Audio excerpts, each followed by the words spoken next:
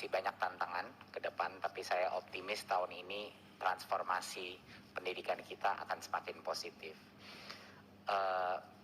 Untuk topik pertama, ini akan detailnya dibahas oleh mengenai guru honorer dan seleksi P3K akan dibahas oleh Dirjen GTK Mas Iwan, tetapi sebelum itu mungkin saya memulai sedikit sebagai intronya. Saya rasa masyarakat juga harus mengetahui bahwa kita punya undang-undang ASN yang mengunci dua hal dalam rekrutmen P3K ini. Yang pertama, undang-undang ASN itu mengunci bahwa baik dari pihak swasta maupun negeri harus diberikan kesempatan untuk masuk dalam seleksi guru. Jadi itu hal yang dikunci oleh undang-undang. Dan yang kedua adalah pegawai ASN harus bekerja di dalam organisasi pemerintahan. Jadi ini dua hal yang memang dikunci oleh undang-undang ASN.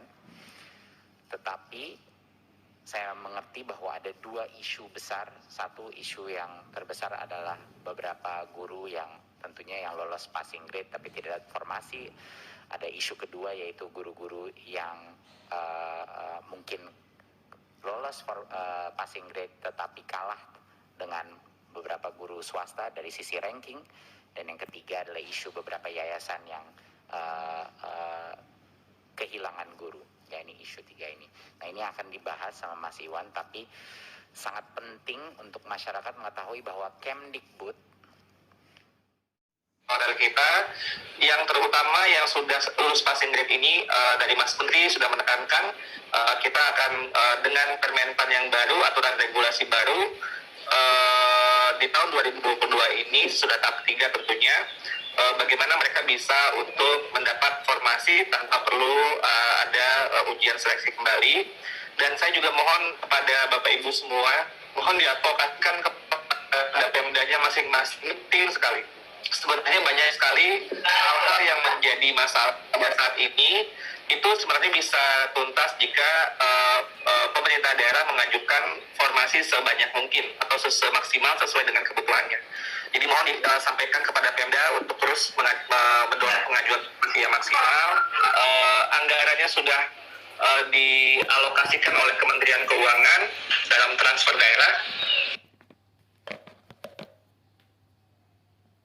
Jadi dananya sudah ditransfer ke daerah dan itu sifatnya earmark. Earmark itu artinya tidak boleh, sekali lagi tidak boleh digunakan untuk belanja lainnya. Jadi hanya untuk khusus sudah di earmark, sudah dikunci untuk ASN P3K. Semua Pemda, tidak terkecuali.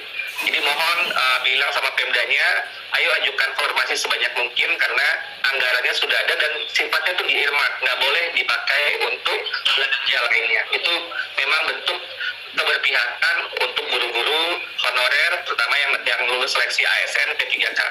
Yang kedua yang kita advokasikan pada Pemda adalah pemberkasan Pak Sutopo yang juga Pak Sutopo disampaikan pada kami bahwa kita akan dorong terus Pemda Pak Sutopo, kita dorong sama-sama agar proses pemberkasan ini bisa berjalan dengan baik.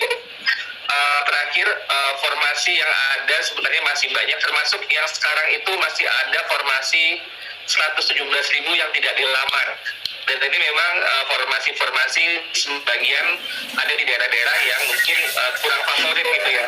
Bapak Ibu itu kalau saya banyak kesempatan